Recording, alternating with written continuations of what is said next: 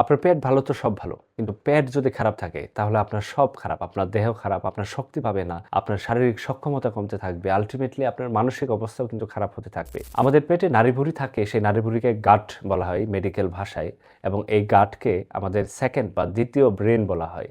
যদি এই গাটের প্রবলেম থাকে সেক্ষেত্রে কিন্তু আপনার প্রত্যেকটা সিস্টেমেই জটিলতা তৈরি হবে। গাটের প্রবলেম মানে আপনার পেটের সমস্যা। আপনি খেতে পারবেন না, কাজ করতে পারবেন না, আরও বিভিন্ন জটিলতা তৈরি হবে। কারণ এই পাওয়ার উৎপন্ন হয় কিন্তু আপনার পেট থেকে। আপনি যা খাবেন ঠিকভাবে প্রসেস না করে সেক্ষেত্রে কিন্তু আপনার বডি গরম হবে না, পাওয়ার পাবে না, আলটিমেটলি আপনি ভেঙে পড়তে থাকবেন। গাট মাইক্রোবিয়ম নামক এক ধরনের কথা আছে, সে কথাটা আসলে কি? গাট মাইক্রোবিয়ম, আমাদের অন্ত্রে ট্রিলিয়ন ট্রিলিয়ন ব্যাকটেরিয়া থাকে। এই ব্যাকটেরিয়াগুলোকে ভালো ব্যাকটেরিয়া বলা হয়। এই ব্যাকটেরিয়া আমাদের বডিতে কয়েকটি কাজ করে। এক হচ্ছে অন্ত্রে যে খাবারগুলো খাই সে খাবারগুলো ভালো করে ডাইজেস্ট করে বা হজম করে খাবার থেকে ভিটামিন উৎপন্ন করতে এক ধরনের সহায়ক ভূমিকা পালন করে, আমাদের রোগ প্রতিরোধ ক্ষমতাকে রেগুলেট করে এবং আমাদের ব্রেনের সাথে সেটা কমিউনিকেশন প্রক্রিয়াটাকে সহজতর করে তোলে। শুধু তাই নয়, সেরোটোনিন নামক এক ধরনের গুরুত্বপূর্ণ অংশ সেটা আমাদের এই গাট বা নাড়িভুঁড়িতে তৈরি হয়। যদি কোনোভাবে আমাদের গাটে ইনফ্লামেশন হয়, প্রদাহ হয়, তাহলে আমাদের অ্যাংজাইটি, ডিপ্রেশন বা আমাদের মানসিক অবস্থাও কিন্তু খারাপ হতে থাকে। আর এই গাটের যদি প্রবলেম হয় তাহলে 3টি রোগ হয়। এক নম্বর হচ্ছে আইবিএস,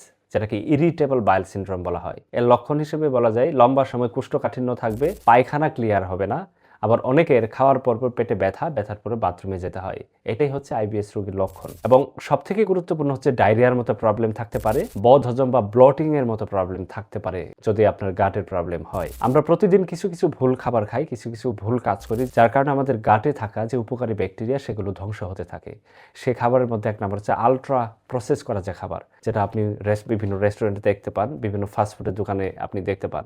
এই আলট্রা প্রসেস করা খাবার যখন আমরা খাবো তখন আমাদের নাড়িভুঁড়িতে থাকা যে ভালো ব্যাকটেরিয়া, যেগুলো আমাদের হজম প্রক্রিয়াটাকে সহজতর করে এবং আমাদের ব্রেনের সাথে একটা গুরুত্বপূর্ণ কানেকশন তৈরি করে, সেই ভালো ব্যাকটেরিয়াগুলো ধীরে ধীরে নষ্ট হতে থাকবে। এবং সবথেকে গুরুত্বপূর্ণ হচ্ছে আমরা যদি লম্বা সময় মিষ্টি জাতীয় খাবার খাই সেক্ষেত্রে আমাদের গাটে ইনফ্লামেশনের চান্স বাড়িয়ে দেয় এবং আলটিমেটলি আমাদের এই ধরনের প্রবলেম বা নাড়িভুঁড়ির জটিলতা বা পেট খারাপ হওয়ার প্রবলেম এর সক্ষমতা বাড়তে থাকে। যারা ঘন ঘন অ্যান্টিবায়োটিক খায় তাদের ক্ষেত্রেও তাদের গাটে থাকা যে ভালো ব্যাকটেরিয়া সেগুলো মরতে থাকে। এবং সবথেকে গুরুত্বপূর্ণ হচ্ছে যারা সফট ড্রিঙ্ক খায়, আরসি, কোকাকোলা এই জাতীয় খাদ্য, তাদের ক্ষেত্রেও গাটের হেলথ বা নাড়িভুঁড়ির স্বাস্থ্যটাকে নষ্ট করে দেয়। কারণ আমরা যখন এই ধরনের খাবারগুলো খাবো তখন সেটা আমাদের নাড়িভুঁড়ি ছিদ্র করতে থাকবে, ক্ষুদ্র ক্ষুদ্র ছিদ্র।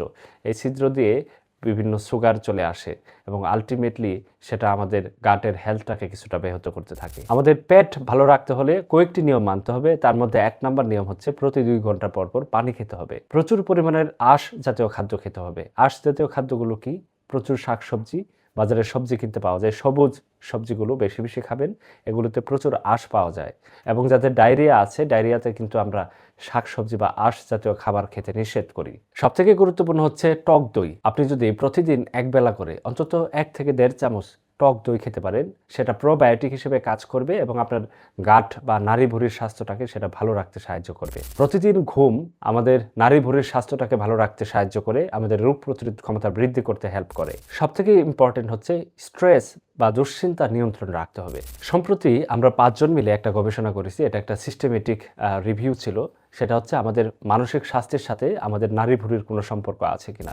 আমাদের এই স্টাডিতে আমরা দেখতে পাই যে যাদের নাড়িভুঁড়ি বা পেটের স্বাস্থ্য খারাপ তাদের মানসিক অবস্থাও ম্যাক্সিমাম ক্ষেত্রে খারাপ থাকে। সুতরাং আপনার পেট ভালো রাখুন, আপনার শরীর এবং মানসিক স্বাস্থ্য উভয়ই ভালো থাকবে। আপনার শারীরিক সক্ষমতা বাড়ার পাশাপাশি আপনি অনেক বেশি প্রোডাক্টিভ হয়ে থাকবেন। সুতরাং ভিডিওতে থাকা ভুলগুলো থেকে বিরত থাকুন, সুস্থ থাকুন। আসসালামু আলাইকুম।